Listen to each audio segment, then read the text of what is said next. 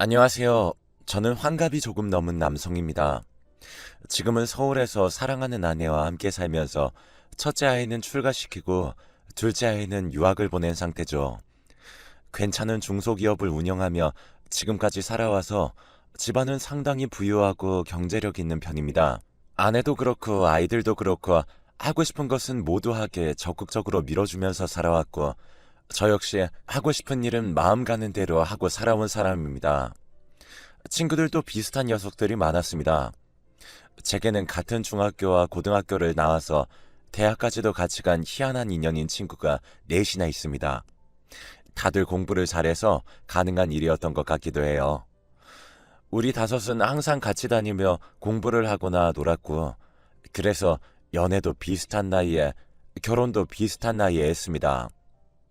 아이도 모두들 비슷한 나이에 낳았기에 아이들의 결혼도 비슷한 시기였죠. 그래서 참 좋긴 했던 것 같습니다. 인생이 어려운 시기에 부딪혔을 때 저 혼자라는 생각을 하지 않아도 되고 항상 친구들과 고민을 나누며 대화할 수 있었으니까요. 다들 내가 겪었던 경험을 이야기해주고 다른 친구들로부터 이야기를 들으며 위기를 헤쳐나갔어요. 그런데 우리 다섯 중 딱 한 명이 인생 경로가 저희와 좀 달랐습니다. 어떤 면에서 그랬냐 하면 연애와 결혼해서 그랬어요. 그 친구는 외모에 자신이 없었습니다. 그리 자신이 없을 만큼 나쁜 외모도 아니었는데 그랬어요. 물론 잘생긴 것은 아니었지만 남자들은 대부분 아무것도 없어도 자신감만 넘치는 경우가 많은데 그 친구는 그렇지 못했죠. 여자들 앞에서 숫기도 없고 뻔뻔하게 들이대는 성격도 부족해서인지 대학 졸업 때까지 연애를 못했습니다. 졸업 후 좋은 기업에 취직해서 딱 한 번 여자를 만났던 적이 있었는데 그 여자가 하필 다방 아가씨여서 우리가 기절할 것 같은 기분으로 뜯어 말렸었죠. 아니나 다를까 그 여자가 순진한 친구를 완전히 뜯어먹고 임신해서 집에 들어앉으려고 덤벼서 그 친구의 부모님이 거의 졸도 직전까지 가게 되었답니다. 우리는 서로 부모님들까지도 잘 아는 사이였기 때문에 친구의 부모님이 기함하시는 걸 보고 저희도 놀랐었죠. 야, 김명수, 너 무슨 생각으로 그런 여자를 만났냐? 다른 여자들은 나를 안 만나주잖아. 어떻게, 왜 널 안 만나줘? 명수 네가 뭐 어떻다고 그래? 국내 굴지의 대기업에 들어갔고 성격도 착하고 뭐가 모자라서? 모르겠어. 그냥 여자들이 싫어하는 것 같아. 아니 무슨 소리야. 그게 아니라 네가 너무 부끄러움이 많은 거겠지. 여자들한테는 남자들이 과감하게 다가가 줘야 돼. 그러다가 싫어하면 어떡해? 싫어하면 그냥 신사답게 물러나주면 되는 거지. 야, 한 번에 성공하는 사람이 어디 있냐? 호감 가는 여자들한테 호감 표현하고 만약 아니면 그만두면 되는 거야. 뭐가 그렇게 어렵냐? 모르겠다. 난 정말 그게 너무 힘들어. 친구는 다방 여자와 헤어지고 나서 외로움을 토로했습니다. 나중에 친구도 그 여자가 자기한테 돈 받아서 다른 기둥서방 같은 남자한테 입금하고 있었다는 걸 알게 되어서 심하게 실망하고 헤어졌는데요. 하지만 여전히 외로움을 위로받았던 그녀에 대한 그리움을 달래지 못하고 있는 것 같았습니다. 저를 포함한 제 친구들은 그 친구가 너무 안타까워 어쩔 줄을 몰랐죠. 본인이 자신감만 가지면 되는데 그게 안 되기 때문에 외로움에 시달리고 있었으니까요. 그리고 그 자신감 결여는 친구의 부모님도 대체 왜 생겨났는지 모르는 종류의 것이었습니다. 그냥 타고나기를 너무 수줍고 부끄러움이 많은 성격으로 타고난 친구였어요. 그래서 저희는 모두 취업하고 난 이후에 그 친구에게 어지간히 여자를 소개시켜 주었습니다. 각자 20대 중후반쯤에는 모두 결혼에 성공했기 때문에 아내의 친구나 지인들 같은 인맥도 많았거든요. 회사에 있는 직원들 소개시켜 주기도 했고 처갓집에 친척을 연결시켜 주기도 했습니다. 하지만 희한하게도 그 친구를 만나고 돌아오는 여성들은 다들 난처하게 그러는 겁니다. 사람은 정말 좋으신데 어... 아, 남자다운 매력이 없으시네요. 제가 소개해 주었던 아내의 친구분이 그렇게 말했죠. 그러니까 말하자면 친구는 아주 배려심 많고 착하고 좋은 사람이었지만 너무 착해서 남자로 보이지 않는다는 거였어요. 조금 더 여성을 리드해주면 좋겠어요. 라고 아내의 친구분이 말씀하셔서 그 충고도 해주었지만 상황은 그리 변하지 않았답니다. 저희는 꾸준히 노력했지만 그 친구는 본인이 어느 순간부터 포기했던 것 같습니다. 여자하고는 인연이 안 된다고요. 게다가 연애와 사랑에 대한 환상이 있었기에 중매를 통한 결혼은 하고 싶지 않았던 모양이에요. 사실 우리 친구들이 모두 연애를 하다가 결혼을 했기 때문에 곁에서 보기에 그것이 정상이라고 보였을 수도 있습니다. 우리도 중매 결혼도 아주 정상적이고 당연한 거라고 말하곤 했지만 친구는 귀담아 듣지 않았어요. 그리고 그게 언제까지 갔냐 하면 무려 환갑이 될 때까지 갔습니다. 네, 대단하죠? 저 같으면 아마 40 중반쯤에 다 포기하고 중매에 매달렸을 겁니다. 원래 혼자 살고 싶어 했다거나 외로움이 없다거나 하는 성격이 아니었는데도 말이죠. 50이 넘어서부터는 우리는 가능한 아내나 가족 이야기를 그 친구 앞에서 꺼내지 않으려고 조심했어요. 잘못 말하면 그 친구가 의도치 않게 상처를 입을 수도 있을 것 같아서 말이에요. 하지만 그 친구는 항상 가족들 이야기를 해달라고 먼저 청했고 그 이야기를 들으면서 외로움을 해소하는 것 같았어요. 네 아이들이나 아내가 참 고맙고 대견하다며 아이들에게 챙겨주라고 용돈을 주거나 해외에 다녀오면 선물을 사가지고 오거나 하는 일도 많았죠. 우리는 그 선물을 거절하지 못했습니다. 거절할 명분도 없었고 거절하면 친구가 매우 서운해했거든요.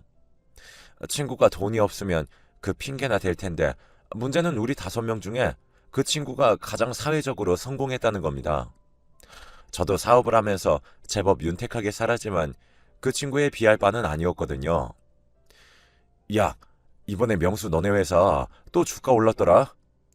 그러지 뭐. 운이 좋아. 이놈은 수십 년을 맨날 운이 좋대. 야, 그렇게 운이 계속 좋은 거면 네가 행운의 신이겠다. 아이, 그러게. 지가 고생하고 노력한 건 맨날 쏙 빼놓고 이야기하고. 그런 이야기를 하면 친구는 쑥스럽게 웃었습니다.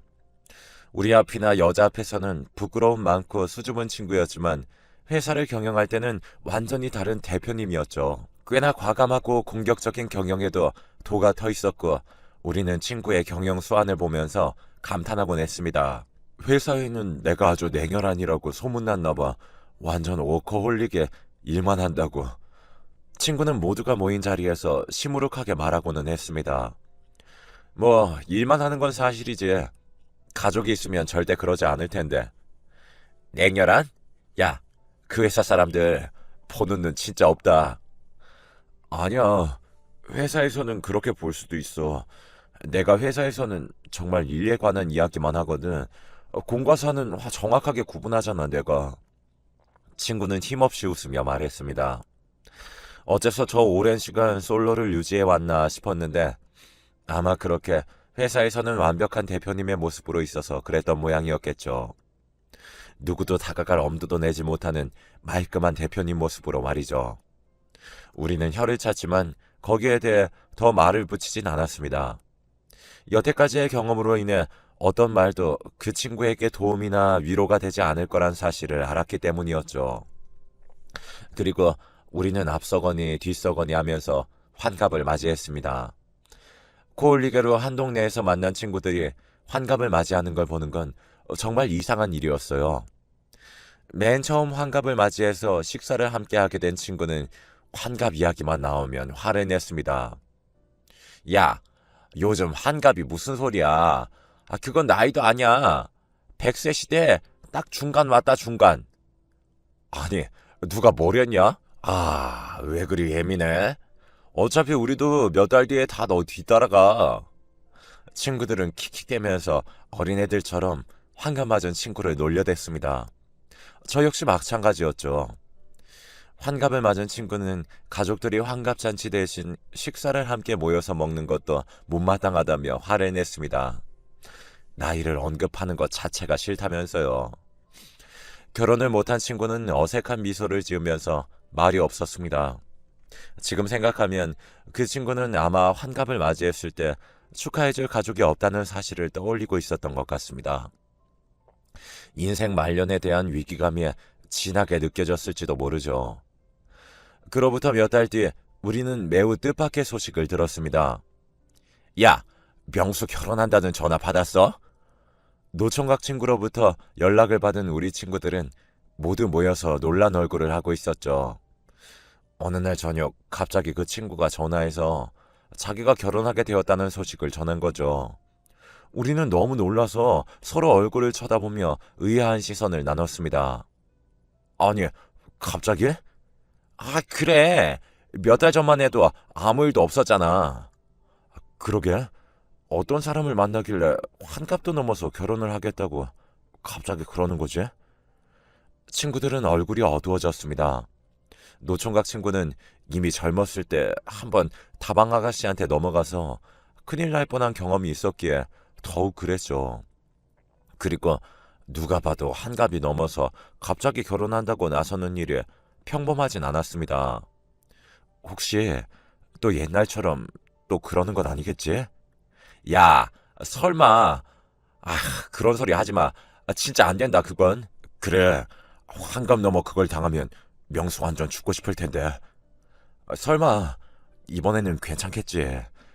다들 불안한 마음으로 친구를 기다렸습니다. 회사 때문에 바쁜지 조금 늦은 노총각 친구는 약속 장소로 와서 인사를 했어요.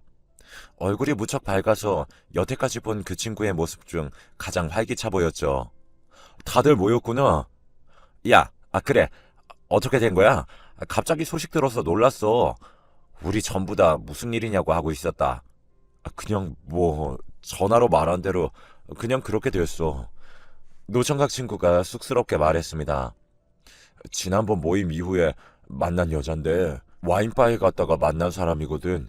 대화도 잘 통하고 무엇보다 날 잘 이해해줘서 결혼하기로 마음먹었어.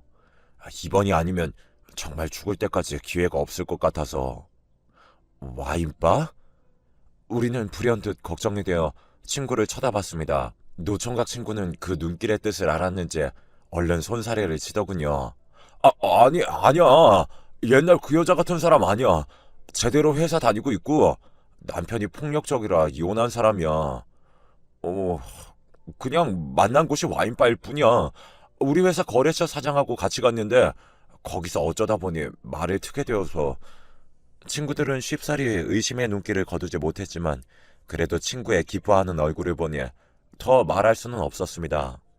노총각 친구는 정말 평생 보지 못했을 만큼 환한 얼굴을 하고 있었거든요.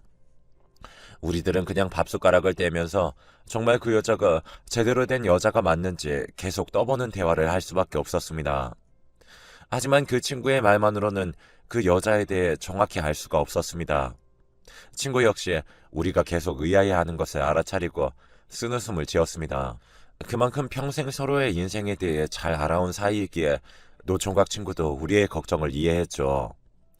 야, 너무 걱정하지 마. 내가 소개해 줄게. 그래. 일단 보는 게 좋겠다. 아주 우리 어머니가 없으니까 너희가 시어머니다. 그럼 가능한 빨리 보는 게 좋겠지? 올해 안에 결혼식 올릴 거니까. 올해 안에?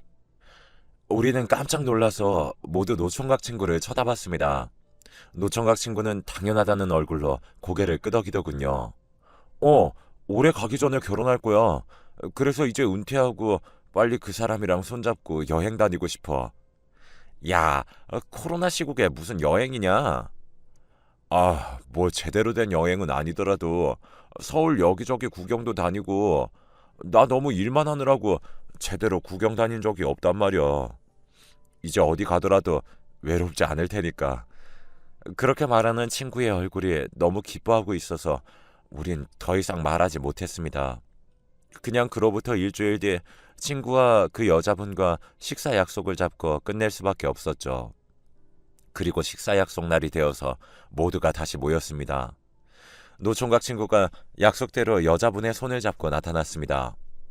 우리는 여자와 자연스럽게 손을 잡고 나타난 그 친구가 너무 어색해서 우리도 모르게 쳐다보다가 얼른 일어나서 인사를 했죠. 안녕하세요. 처음 뵙겠습니다. 아, 네. 처음 뵈어요. 그렇지 않아도 뵙고 싶었어요. 여자분은 환하게 웃으면서 저에게 인사했습니다. 우리 친구들은 서로 눈길을 주고받으며 의미심장한 표정을 지었죠. 나이가 50에 가까웠는데 친구의 나이를 생각하면 거의 띠동갑은 되어 보였습니다. 게다가 꽤 미인이었지만 화장이 너무 짙고 향수를 많이 뿌려서 곁에 가면 재채기가 날 정도였죠. 저희에게 그 여자의 첫인상은 그리 좋지 않았습니다. 옛날 그 다방 아가씨의 악몽이 떠오를 정도였네요. 명수 씨 친구분들답게 점잖으시네요. 말씀 많이 들었어요. 아, 예. 저희도요. 우리는 사회생활에서 하던 버릇대로 무슨 일을 하시냐고 물었고 여자분은 능숙하게 작은 회사에 다닌다고 했습니다. 격리 일을 한다고 했고요. 그런데 희한하게도 그 여자분의 손톱은 너무 길고 화려해서 도저히 컴퓨터 타이핑을 할 수 있는 모양이 아니었습니다. 식사를 할 때도 거추장스러울 정도였으니까요. 그래도 사회에서 오래 굴러먹던 사람들이라 우리는 겉으로는 꽤나 화기애애하게 식사 자리를 이어갔습니다.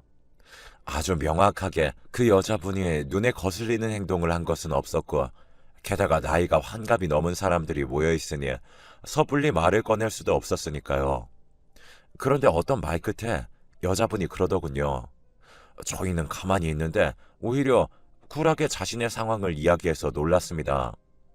하지만 그 말 끝에 불길한 뭔가가 있었죠. 지난번 결혼은 남편이 너무 돈을 많이 써서 이혼했거든요. 힘들었어요. 어, 이혼한 전 남편분 손버릇 때문에 이혼하셨다고 하지 않으셨던 거예요?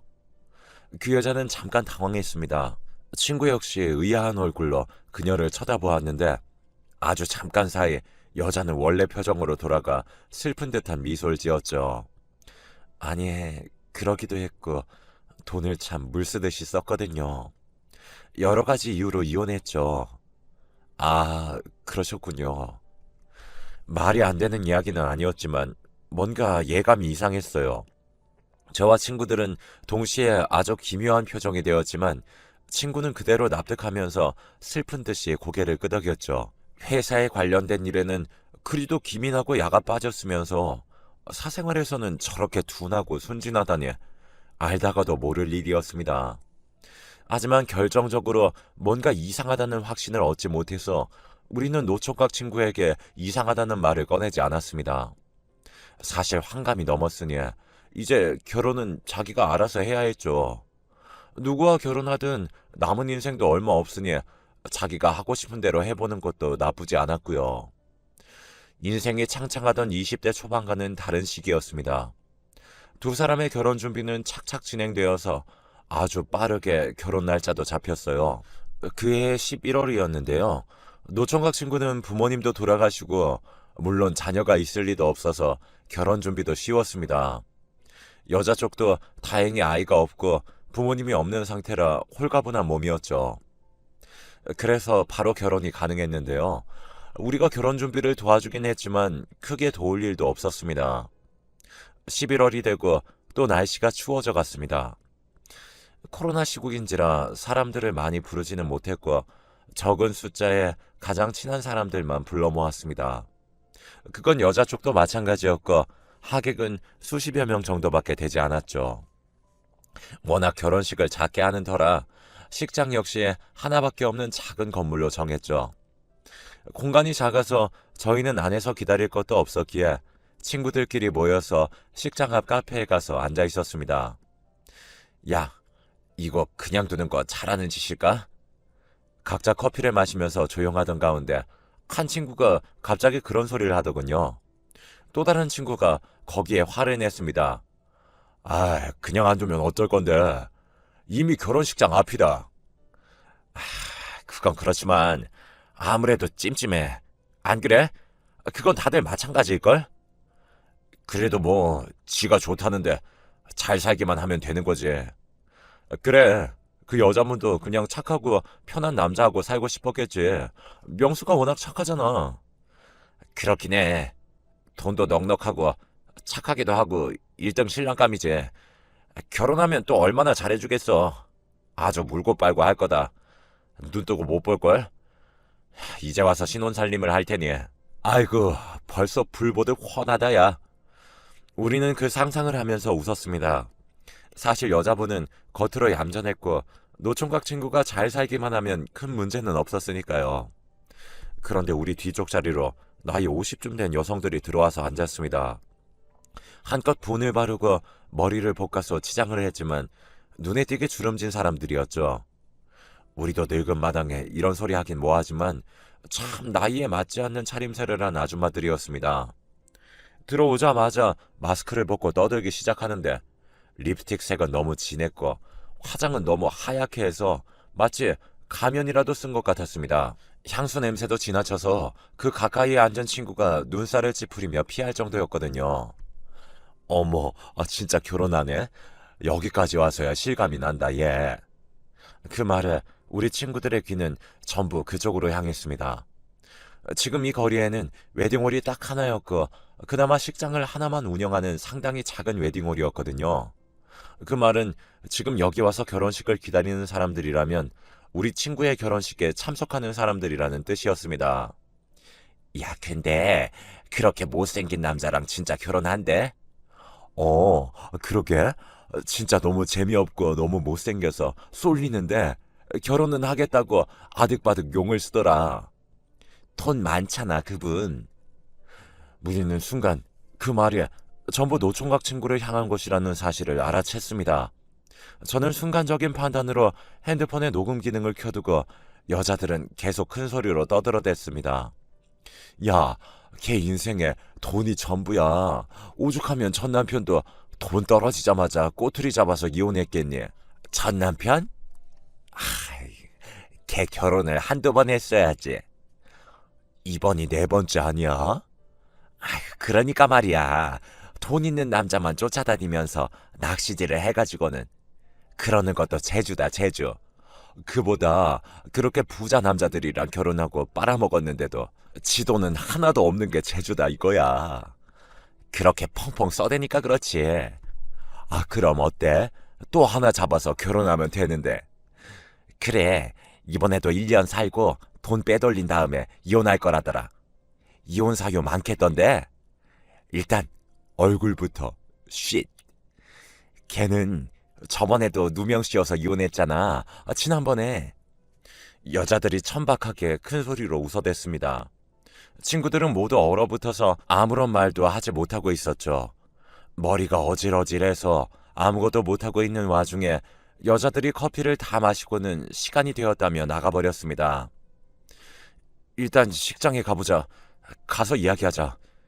친구들은 주섬주섬 일어나서 바로 길 건너에 있는 결혼식장으로 향했어요. 저는 녹음이 된 핸드폰을 주머니에 넣고 결혼식장으로 가는 길 내내 제발 그 여자들이 이 결혼식장에 없길 바랐습니다. 다른 결혼에 대해 말한 거라면 노총각 친구가 또 한 번 상처받을 일은 없을 테니까요. 하지만 걸어 들어간 식장에는 그 아줌마들이 몰려서서는 떼거지로 웃고 있었습니다. 다른 손님들에 대한 배려는 전혀 없이 천박하기 그지없었죠. 마치 무슨 술집에서 일하는 여자들이 모인 것처럼요. 거기에는 신부가 앉아서 화사한 꽃 사이에서 행복한 미소를 지으며 사진을 찍고 있더군요.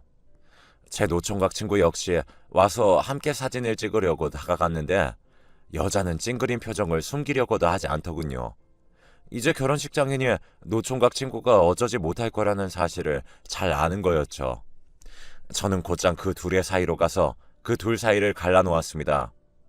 친구는 갑자기 중앙으로 끼어든 제게 어리둥절한 표정이 되었죠. 신부 역시 마찬가지였고요. 저는 그대로 신부의 뺨을 올려 붙였습니다. 여자는 뺨을 맞아서 한쪽으로 비틀거리면서 거의 쓰러질 뻔했습니다. 노총각 친구가 놀라 그녀를 부축하는 것을 막고서 저는 핸드폰에 담긴 녹음 내용을 틀어주었습니다. 볼륨을 최대로 높여서 신부 대기실이 쩌렁쩌렁 울리도록 말이에요. 그래, 이번에도 1년 살고 돈 빼돌린 다음에 이혼할 거라더라. 이혼 사유 많겠던데? 일단 얼굴부터 쉿. 여자들의 천박한 웃음소리가 동시에 신부 대기실을 울렸습니다. 노총각 친구는 얼굴이 하얗게 질렸어요. 그리고 동시에 신부 대기실로 얼굴을 내민 신부의 친구들, 아까 그 아줌마들이 시끄럽게 소리를 지르기 시작했습니다. 어머, 무슨 일이 있는 거예요? 신부한테 무슨 일이 있는 거예요? 그 목소리가 핸드폰에 녹음된 소리와 똑같다는 것을 눈치챈 친구는 뒤로 비틀비틀 거렸습니다. 저는 친구를 잡아주고서 뺨을 붙들고 저를 노려보는 그 여자를 마주 노려봤습니다. 결혼 안 합니다. 당신, 여기 들어간 비용은 당신이 물어야 할 겁니다. 소송 걸리고 싶지 않다면. 저는 증거로 녹음한 핸드폰을 흔들어 보였습니다. 친구는 창백해진 얼굴로 멍청하게 서 있다가 이내 현실을 자각한 듯이 어깨를 늘어뜨리더군요. 그 이후로 노총각 친구는 결혼을 파토내고 다시 솔로로 돌아왔습니다. 여자는 끝내 결혼하자고 매달리다가 결국 결혼식에 든 비용을 절반 토해내고 떠났습니다. 친구는 마음이 약해서 여자한테 그 비용 전부를 물어내게 하지는 못했던 거죠. 친구들은 화가 몹시 나서 소송이라도 걸라고 했지만 친구는 씁쓸하게 고개를 저을 뿐이었습니다. 상당히 찝찝하게 끝나버린 이야기죠. 결정적으로 친구가 피해를 입은 것은 막았지만 애초에 왜 그 여자의 정체를 알아채지 못한 건지 우리 친구들도 후회를 했습니다. 만약 카페에서 우연히 마주치지 않았다면 그대로 결혼이 진행되어 더 큰 피해를 입었겠죠. 이렇게 황당한 상황도 있었다는 것을 사연을 들으시는 분들이 잘 염두에 두셨으면 합니다. 결혼은 인연이라지만 그 인연도 아주 신중하게 서로를 잘 알아가면서 다가가야 한다는 사실을 되새기면서 제 사연을